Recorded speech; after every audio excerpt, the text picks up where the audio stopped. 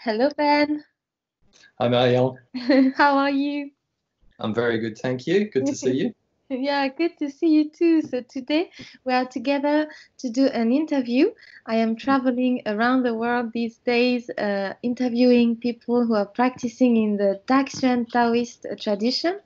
Our teacher is Serge Augier, and we are talking about how did we find the tradition, what effect had the practice on our lives, the fact of practicing daily and practicing breathing and mind and body and other subjects. And I'm very happy today that I'm talking to you, Ben, from Australia. You are in Yeah, Australia right now. yeah, Yeah. in Melbourne. It's nighttime. It's going into winter as we're moving through the end of autumn. So yeah, it's good. Yeah, we are opposite. We are moving toward. We are in right now summer, beginning of Yep. summer. So we are the opposite Yeah. seasons. It's very Oh, interesting, yeah. and you are night, I'm day. So Ben, how you have been practicing for a very long time? How did you happen to meet with this Taoist tradition? Um, I started training because I was physically and I had issues physically and health-wise. I went to see a Chinese doctor at Okay. about the age of 23. Traditionally, I never was such a big sportive person. I always loved martial arts movies and kung fu movies, Bruce Lee, Jackie Chan, etc., etc. But I never really started or joined a club or did anything like that. I was always sort of following my brother around playing sport and doing stuff like that, being the youngest. But when I got to a point, because I started moving and doing all my own things in music, in fact, I was working at sort of odd hours, working through the night, working through the evening. I wasn't really eating that much. I was mainly going out and really living the nightlife kind of lifestyle. And this, obviously, my constitution didn't like that, so it kept stopping me from having good health. And with that, I went to see a Chinese doctor because I always had a cold and a cough and something that was hanging around all the time. And straight away they said to me, okay, I've taken your pulse and I think didn't prescribe anything in a technical term as far as Chinese medicine went. He just said you need to eat 3 meals a day, you need to go to bed at the right time, and you need to do a physical exercise. And at that time, I started. My brother was training with a guy here, which now he founded the DaXuan Men Academy here in Melbourne, in Australia. And at the time, it was just something else. It was just a wushu club. And I went there for the first time with my brother. And immediately, instantly, I felt really good with it. And I felt, because I loved using my body in a creative way, like dance and things like that. But I found something really different here and really good because, one, I felt I was quite adept to it really quickly. And it felt good. So I just pursued that. Within 6 months, I was feeling better and stronger, and like I felt I had a reserve of energy rather than before. And because of this, and we were only just doing like basic Ji Gong and Wushu things. The main forms and exercises we were doing were based on Liu Hemen, which is the style that Wan Lai Sheng, the one that's well known around most of the world for the DaXuan men, his main foundation level introductory to the martial arts was Liu Hemen. So I did a lot of that. Okay. And For yeah. how many years? 4 years? You did this for years? Yeah, I did this for quite a while, 15 years, in fact. Wow. The Liu Hemen and the DaXuan men is like a Taoist style. So from that, I ended up delving into Xingyi Chuan, and eventually all this craziness that I was experiencing with all of that, I had a teacher who was really traditional Chinese, and he wouldn't actually ask me to pay here, and this was here in Melbourne, and so I would go see him every Sunday. He said, "Be here on time, and we'll train. And after we train, we'll go to my house and we'll pao cha, so we'll drink tea." Okay. And so while we were drinking tea, he actually would talk about the Tao and talk about his experience with his teachers and his good friends who were training and also practicing Ziranmen in China. So this put all these crazy ideas in my head. So in the end, I ended up in China. Ah, okay. You said, okay, I jump. Yeah. So after training for about 4 years, I ended up in China because it's just something that I couldn't get over the fact that how well it worked for my body and how well it worked for my health. And I was like, I've got to follow this because I want to continue developing this way in my potential.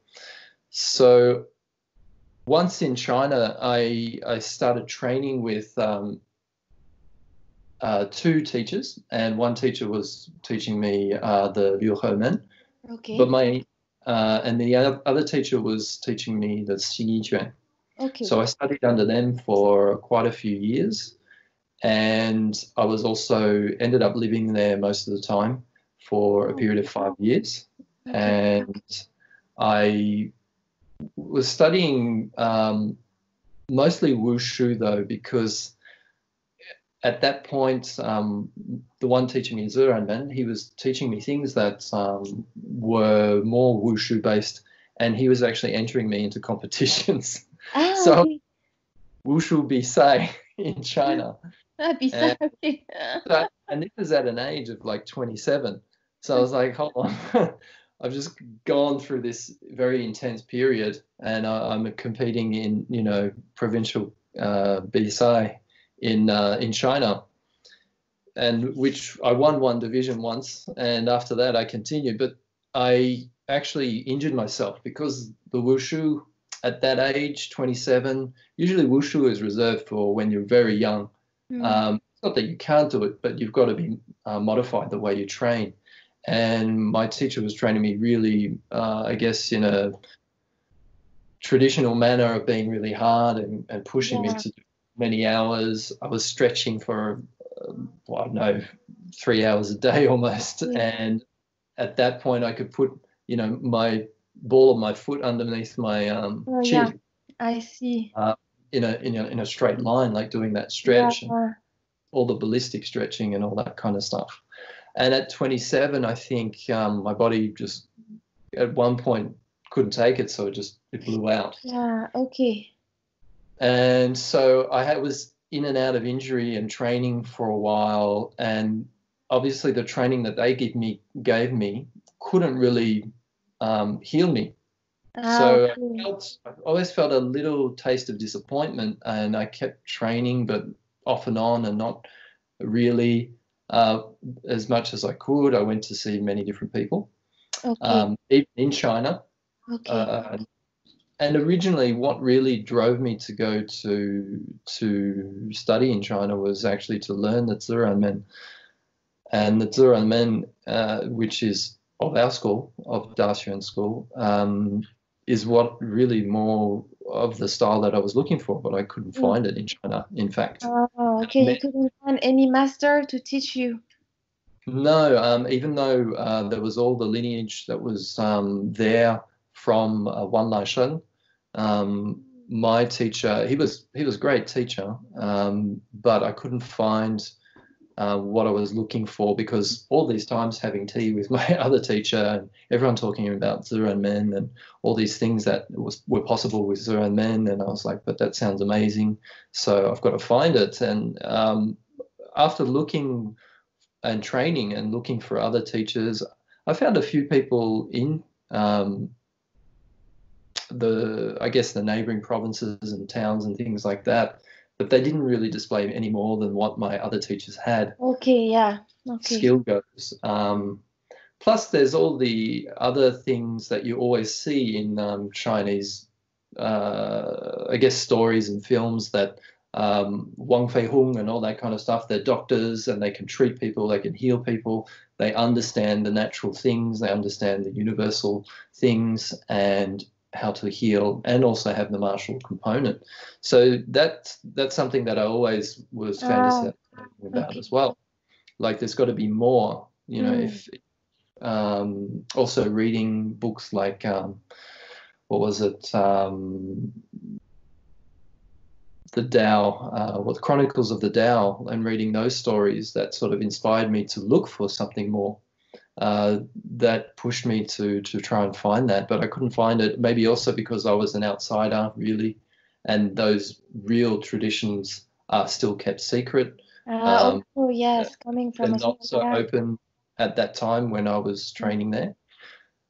So I didn't find it, and eventually, after China developing rapidly in the early millennia, 2000, it really changed for me, because it was quite an amazing place when I first got there, but everyone was so focused on business and just trying to push to make a buck and become the next Bill Gates, as a lot of my English students used to say. I see. We're just looking for wealth, and I found that there was this vacuum of culture. Like you couldn't find what I was looking for, this real essence that were there in the, I guess, the traditions that we'd heard of. I came back to Australia after that. Okay, so it was for years, 5, 7 years that you stayed in China? Yep. And when I came back here, I fell into teaching all the things that I'd learned. Yeah, okay. By hazard, because people were asking me to teach and to train, and friends and family. And so in the end, I was like, yeah, this is pretty cool. So because I didn't find the level that I was looking for in China, and because I was teaching people, I kept searching. And eventually I stumbled upon a blog. And this blog, as many other students of the school, instructors and disciples of the school have known about and heard about and read about and still read today, was by someone known as the Urban Taoist. Yes. And at this time, what a blog. it had an effect, I think, on people in the last 20 years for sure. So I was like, hold on. After reading all the posts that he put on the blog, and I was just like, hold on, I had a real affinity with what is being presented here. And this is what I felt, and this is what I looked for and couldn't find. And at the same time, so I dug a little bit deeper, and I found out his name was Serge Augier. Yeah. The blog was by Urban Taoïste, but the proper name of our teacher is Serge Augier. And from that, I said, Serge Augier, I've heard that name before. And funnily enough, a friend of my brother's was trained with Serge like 7 years before in England, in the UK. Okay. And it just came back to me. It goes, so this is the Serge Augier that I'd heard of before. And at the time, I wasn't into all the forums like, I don't know, was it the Drunken Fist and all that kind of stuff? I wasn't really following all those forums. But so I'd still heard of him through my brother's circles and friends and things like that. Now, after I realized this, I was like, okay, so where is this Urban Taoist now? And I found out he was in Paris, which led me to actually send him an email, because at that time I was going to France every year with my partner to visit the family and the friends. Okay, regularly you were. Yeah, so on a regularly. What a coming to France. So I teed up a few other connections through my trip, but eventually Serge was the first, in fact. So I sent him an email explaining just exactly what I've explained to you now. He goes, yeah, that's cool. He replied within 2 days, and he said, yeah, that's cool. Come and see me when you're in Paris. And so as soon as I got off the plane, I gave him a call, and I came to see him at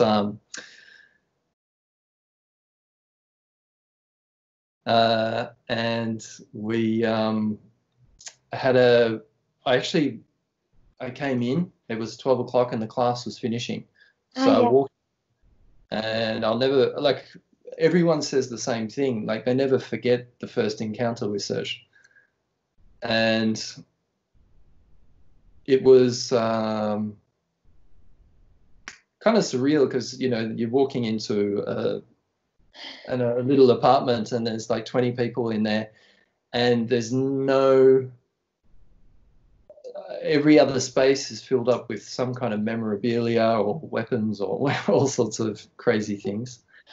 And it was a real, like, that emotional connection. It was just like, okay, yeah, I'm in somewhere real. There's an ambiance here. There's an atmosphere here that it feels strong, deep and connected. I was still sort of like not sure what was happening at that time, but when I reflect on it, I feel, okay, yeah, this, that was it, you know, even before I'd even actually said hello or, you know, made the introductions.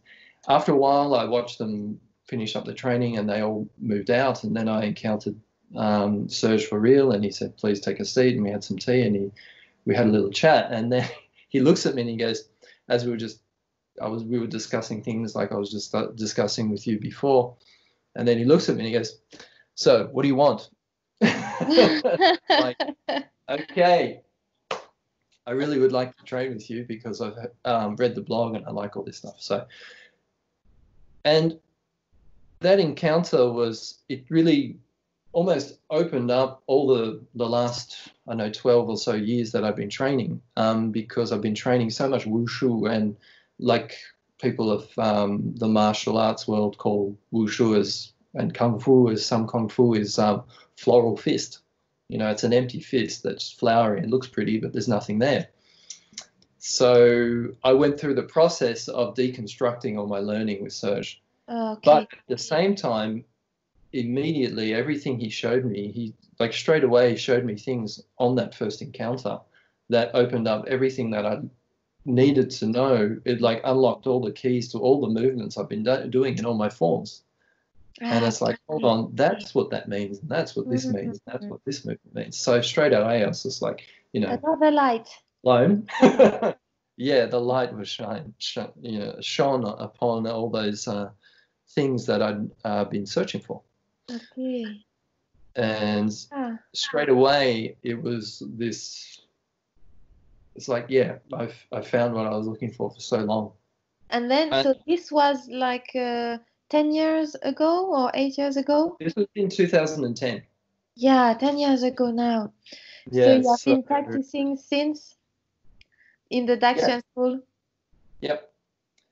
And at the time, it was, I think, a period where Serge was running intensive seminars. So there were those seasonal seminars that still conducts. But this was kind of early on, I think, where they were being conducted. And and that was the other experience that really almost, it's kind of a weird experience where I was like, hold on, it feels like I feel so familiar here. I feel like I'm at home. And for me, that was it. That was the clincher. And I said, the real thing is here. I don't need to look any further. And this,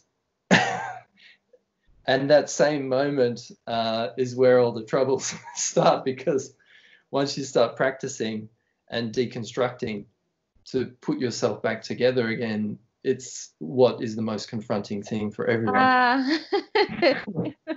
I remember once sending an email to Serge, and there is something about I didn't say it would be easy.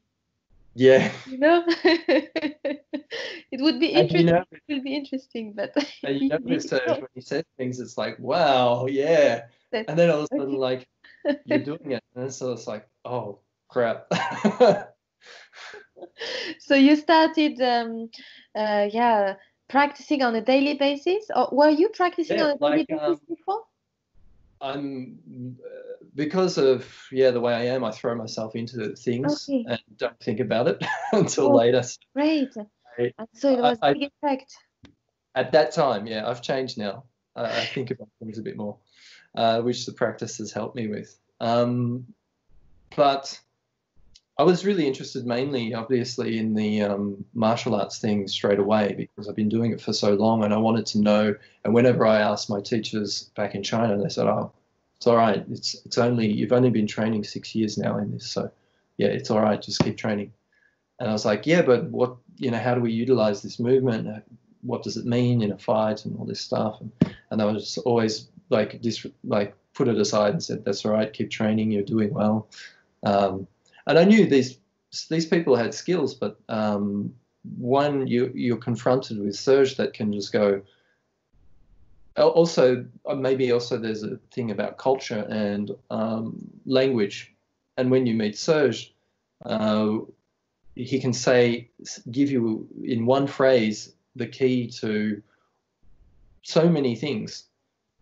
And this is the thing that really struck me from the beginning, is he's someone who has had a tradition. He has worked on it to make it accessible to everyone around the world. And for all of us, we have a huge thank you for doing that, because it doesn't make it any easier, but it makes you able to bring it into your life step by step, piece by piece. Because unless you have an incredible natural talent in deciphering and breaking things up, and maybe unless you've had the exposure that Serge has from a very young age, you wouldn't be able to decode it. So anybody can start. Yeah. So even then, there's a difficulty, because you've still got too much to work on, in fact. Oh, okay. Yeah, I was about to ask you about you said the trouble began. Yeah. You started so this was my first. Yeah. So this was the first real experience with the real Taoist practice. Everything else was I was always kept at a distance, and most of the people I worked with were Buddhist, and they had Buddhist background. And as we know, as you know yourself, there's always the Confucianism, Buddhism and Taoism always linked together, and all like a mishmash in China. Yeah. And they pick and choose at what occasion to use which one as an example. So a real Taoist lineage to be alive and living in Paris, and now spread out across the world, is something that we never imagined or dreamed of. So it's pretty exciting, I think, and I was so excited by the prospects of doing that. So I threw myself into it with coming back to Paris as often as I could,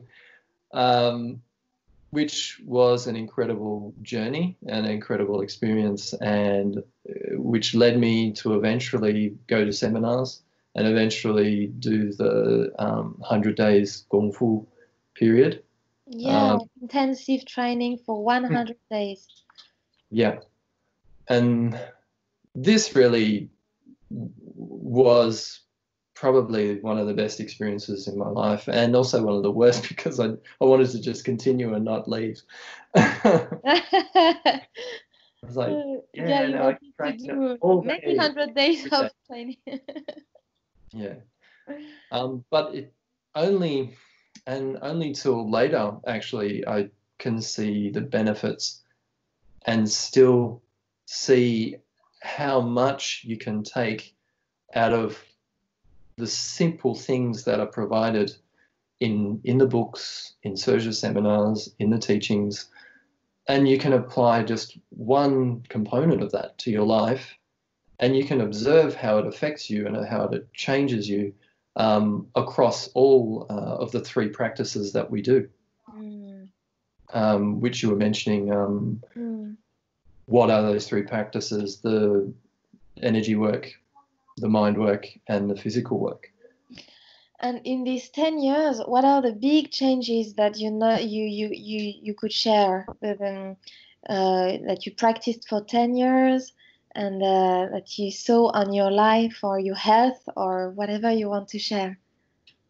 Yeah, you definitely become, like the others have mentioned, you definitely become more relaxed. You definitely become, you don't take yourself so seriously. The physical practice obviously can help with that, being you know, punched in the face a few times. You sort of, you have to take the punches, get back up and keep training and know that you've still got a long way to go, even though you're at a certain level. You know, there's always someone better at it with a certain skill and all these things, even, you know, within amongst the school. And that's the richness of the school, is the fact that you get to train with Jeremy, you get to train with Philippe, Henrik, Henning, everyone else, Olivier, yourself, Laetitia, training with Craig, training. I haven't met everyone else that course, is but many the different extended people. family, We have but, different ages, different backgrounds. yeah, and that's the most the deep and richness and incredible thing, and the proof that DaXuan works, that what Serge is doing works, is the fact that we're all different and they're all individual, and so everyone has their own flavor, everyone has their own personality, or everyone has their own approach, and this promotes, the path you take promotes that aspect. Yeah, and were you, excuse me, before that you met Serge, were you practicing the meditation? Were you practicing, I mean, the spirit and breathing? Were you sitting, you know? No, I was just training a lot. It was a very sort of gymnastic, More physical, yeah. physical gymnastic kind of okay. training, which did give me a sense of calm anyway. Okay. But it was a different aspect. It was more like a sport kind of. So it was. So you started with the DaXuan and Serge you started to stay to sit down for half an hour, 1 hour at that time. Yeah. And how did you approach these practices? Did you like it at first sight? Or I loved it because of researching a little bit further, because I knew Tao's practices, the microcosmic and macrocosmic orbits and things like that I was reading about, but I knew I wanted to learn from someone. So therefore, and ironically, the first thing, the first stage, the first seminar we did was Nidan. Okay. Which was the great. breathing, and we even did a little bit of circulation around that. So it was, it was awesome. So I applied that straight away. And after that first experience, which was almost a month of practice in 2010, training most days with Serge and the other students in the classes. And of course, all that's evolved now. But we were doing the mind work as well. We were learning all of these things. So from that, I could start piecing the practice together. And yeah, I was doing an hour of mind work, an hour of breathing, and an hour of physical. So I had the balance, and within that first 3-month period, I saw incredible changes physiologically, emotionally, energetically. I first had the real sensation of, whoa, I've got this energy.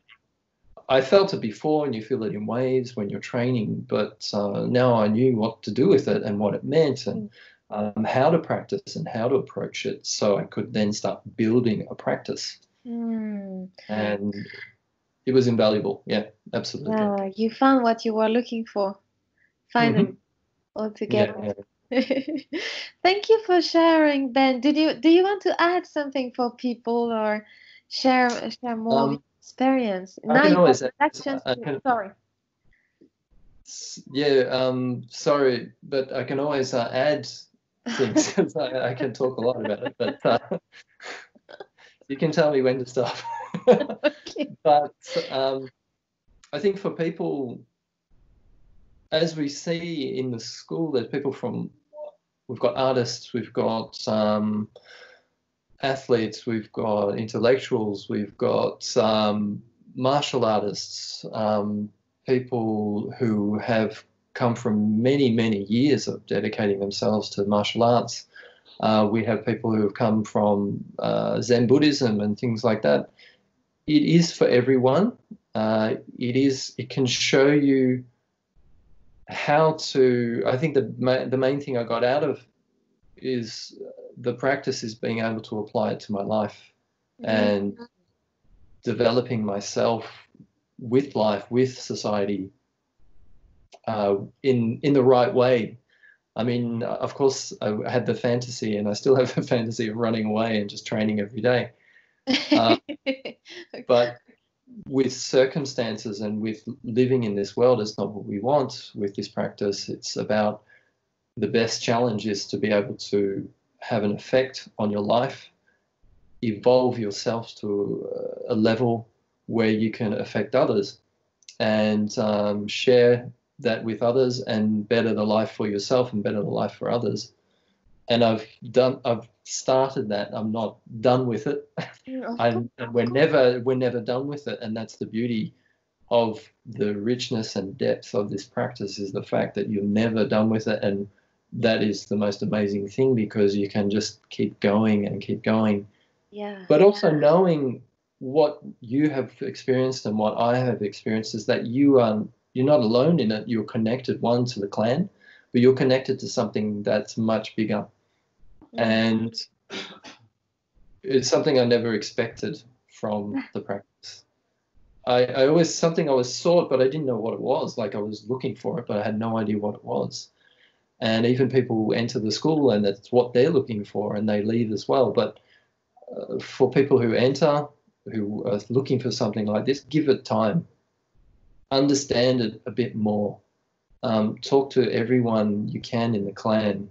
Talk to and work with them and spend time with them enough to show, so they can share their experience and show you what they've experienced. Because I know Serge has the ability to give you everything, but it is sometimes like this big puzzle that you have to then, even though it's simple, it's still almost encryptic and almost not. So it's always good to get a perspective one way or the other, and this is what Serge has created with the Barman DaXuan School, and I'm really happy to be a part of it and be able to help people put those pieces together if I can, or if it's someone else.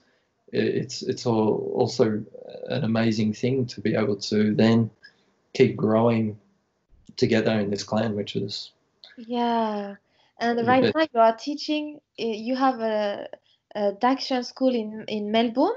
Yeah. And you are teaching. And what helps people the most in these days? Did you notice something? They need a lot, or being there, I think the emotions practice that we have in the school, the Xing Yi Dao Yin Fa, is one of the most valuable practices in these times. Also, the main thing that we develop is consciousness and awareness. It's not easy for everyone, especially in today's day and age, but it makes you more conscious of everyone else, and yourself, mostly yourself. But because you're more conscious and aware of yourself, you're more conscious and aware of others. So when you go outside in these times and you see the fact that we need to keep distance, we need to respect that we're in a state of emergency. You see how we could help people in this time by even just the basic physical jibengong that we have, and the basic, because they become more conscious of themselves in their surroundings, the energetic factor of being more relaxed, and the mind factor of not letting your emotions and your mind feed you information that is not valuable to you. Yeah, of course. Yeah, it's true. Thank you for sharing that. And I know you paint, right? Paint? Did you I've got, somewhere around here. you can find Ben on the internet, but did it change your, as an artist, your way of painting, or? No, I'm a haphazard artist, and I just do things in my own way, which I'm always told that I should do more technical work because this will help my art, and I think it would, of course. Obviously, when I have more time, I will put that in there. But for artwork, it actually, again, it's just like my wushu experience.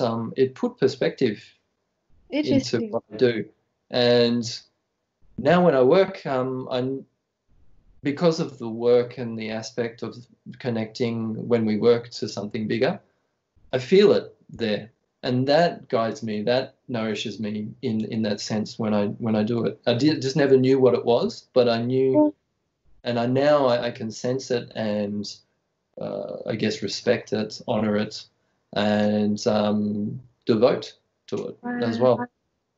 It's very interesting. Thank you for sharing. Very welcome, and a huge thank you to you for organizing these interviews. It's been really great to watch them and have that shared. It's a pleasure to meet all of you, and we are all very far away, but we are not so far. Not at all. Thank you, Ben, and thanks, Serge. Thank the tradition, and take care and practice well, and the best for you, Ben. Thank you. Bye-bye. You as well. Hope to see you soon. Yeah, me too. Bye-bye. Bye.